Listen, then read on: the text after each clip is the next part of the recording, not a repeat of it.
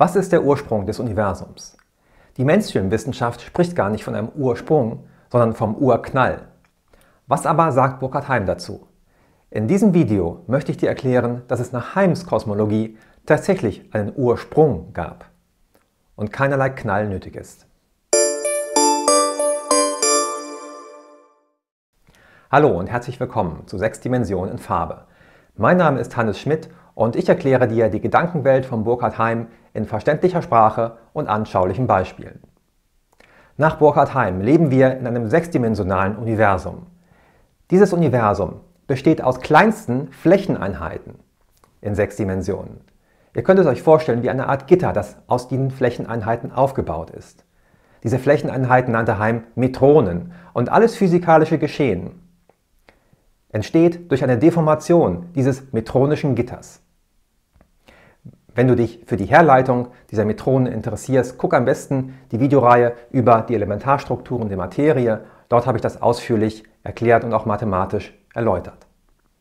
Die Größe dieser kleinsten Flächeneinheiten beträgt in der Gegenwart etwa 8,2 mal 10⁻⁻70 Quadratmeter. Jetzt habe ich mit dem Wörtchen Gegenwart die Pointe fast schon vorweggenommen. Heim ging es um den ganz großen Wurf mit diesen geometrischen Letzteinheiten. Er wollte ja verstehen, wie sieht eine Massenformel für Elementarteilchen aus? Was ist überhaupt Masse? Was ist Trägheit? Was ist Gravitation? Also die grundlegenden physikalischen Fragen wollte er klären. Er konnte zwar die Existenz des Metrons ableiten, aber nur aus seiner Existenz konnte er wenig Aussagen machen. Nun gelang es ihm allerdings, einen Zusammenhang zu finden zwischen der Größe dieses nahezu unendlich kleinen, nein, dieses endlich kleinen Metrons und dem Durchmesser des Universums, also des maximalen physikalischen Raumes. Und aus dieser Beziehung folgt, dass die Größe des Metrons zeitabhängig ist. Seine Größe ändert sich also über die Zeit.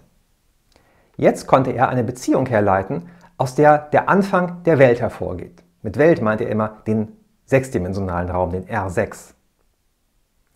Demnach gab es am Weltursprung 3 Metronen. Die kann man sich relativ anschaulich vorstellen als 3 ineinander angeordnete konzentrische Sphären. Und es ist für Heim sogar möglich gewesen, deren Durchmesser auszurechnen. Die erste hatte 0,9099 Meter Durchmesser, die zweite 1,06 und die dritte 3,7. Relativ anschauliche Dimensionen. Diese entsprechen zwar nicht der symmetrischen Dreifaltigkeit, wie sie in der pythagoreischen Schöpfungslehre und der Blume des Lebens zugrunde gelegt wird, trotzdem ist doch die Aussage bestechend, dass hier eine Dreifachheit am Anfang stand. Und der Vergleich mit diversen anderen Schöpfungsmythen bietet sich an. Im Übrigen, wenn man weiter darüber nachdenkt, im 6-dimensionalen entsprechen diese 3 Sphären der Idee der Zahl 3 oder der Idee der Dreifaltigkeit. Und diese pflanzt sich natürlich durch alle Ideen von Schöpfung fort. Also eine sehr generalisierte Aussage eigentlich. Diese 3 Sphären, die nannte Heim die kosmogonische Sphärentrinität. Und zusammen mit Walter Dröscher interpretierte er ihre Bedeutung. Nämlich deutete er sie als Vergangenheit, Gegenwart und Zukunft. Als das Jetzt, das gerade eben und das gleich als nächstes. Und der Abstand dieser 3 Ursphären war der Abstand eines Uraugenblickes. Und immer noch definiert diese Dreiheit den kleinstmöglichen Abstand zwischen 2 Augenblicken. Was geschah jetzt nach dem Ursprung als nächstes?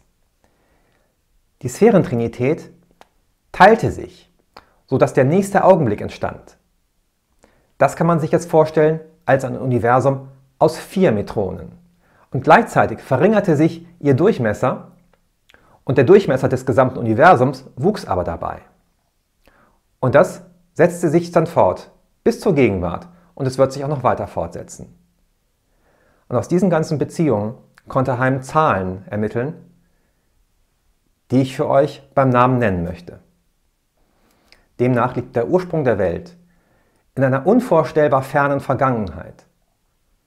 Er lag vor 54 Septendezilliarden Jahren.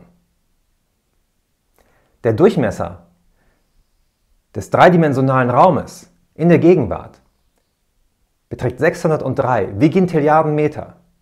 Das sind immer noch 63 Oktodezillionen Lichtjahre. Die Zahl der Metronen in der Gegenwart beträgt 1,86 Triquinquagintilliarden.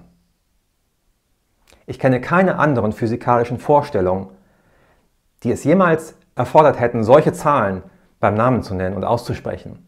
Ich habe das so gemacht, weil ich finde, es flößt Ehrfurcht ein und es gibt einem das Gefühl, dass das eigene Ich gegenüber diesen kosmischen Maßstäben noch weniger als unbedeutend ist.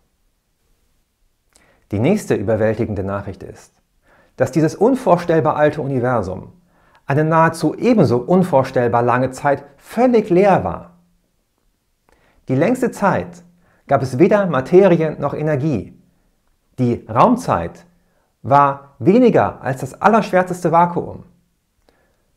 Trotzdem gab es in der Transzendenz eine Dynamik der Ideen, die gewissermaßen die Vorbereitung waren darauf, dass Materie entstehen konnte. Auch hier ist interessant, dass sich eine Ähnlichkeit mit einem hinduistischen Schöpfungsmythos anbietet, in dem das Universum auch lange Zeit völlig leer war. Erst vor etwa 20 Milliarden Jahren kam es zu einem Symmetriebruch in dieser transzendenten Metronendynamik und das bewirkte, dass die Materie in den Raum einbrach und zwar im gesamten Universum nahezu gleichzeitig, als würde in der ewigen Nacht plötzlich ein allgegenwärtiges Feuerwerk aufleuchten. 20 Milliarden Jahre, das ist in etwa die Größenordnung, die aus astronomischen Beobachtungen geschlossen wird, was heute im Mainstream als das Alter des Universums gilt.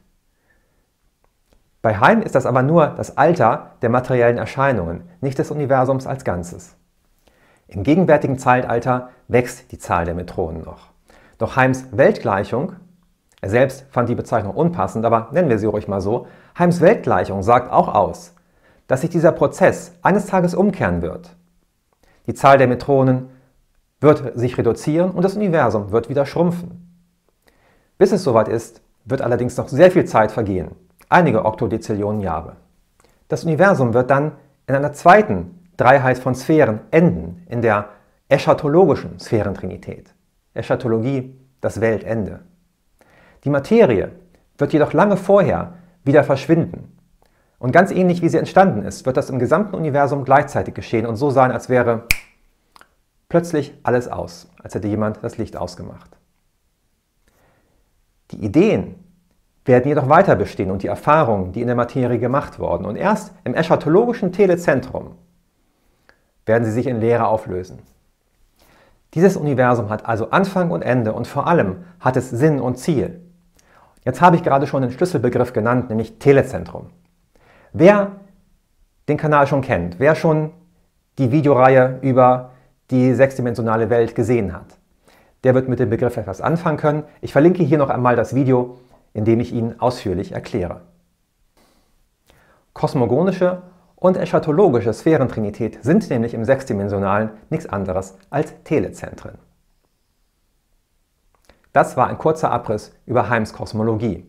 Und es wäre vielleicht jetzt noch dazu zu sagen, dass Heim und Dröscher es für möglich hielten, dass aus dem eschatologischen Telezentrum ein neues Universum zurück ins kosmogonische Telezentrum entsteht. Allerdings hat dieses dann eine antiparallele Zeitkoordinate zu unserer. Gewissermaßen ein Universum aus Antizeit und auch aus Antimaterie im Übrigen. Und dieser Prozess könnte sich beliebig oft wiederholen. Und ihr seht, einen Urknall oder eine unendlich verdichtete Masse braucht es in diesem Modell schlichtweg überhaupt nicht. Eine Frage, die jetzt offen geblieben ist, ist die nach der kosmologischen Rotverschiebung, von der die Astronomen immer sprechen. Das ist Stoff für ein weiteres Video. Ich möchte nur so viel vorwegnehmen. Natürlich hat Heim eine andere Erklärung für diese Rotverschiebung, die nichts, aber auch gar nichts mit kosmischer Expansion zu tun hat. Bis dahin bitte ich noch um ein bisschen Geduld. Ich habe mehrere neue Projekte am Laufen, die auch mit meiner Arbeit zu Burkhard Heim zu tun haben und auf die ihr gespannt sein dürft. In der Zwischenzeit staunt über unser gewaltiges Universum und verleiht eurem Leben darin eine Bedeutung, die solchen kosmischen Maßstäben würdig ist. in 6 Dimensionen und in Farbe.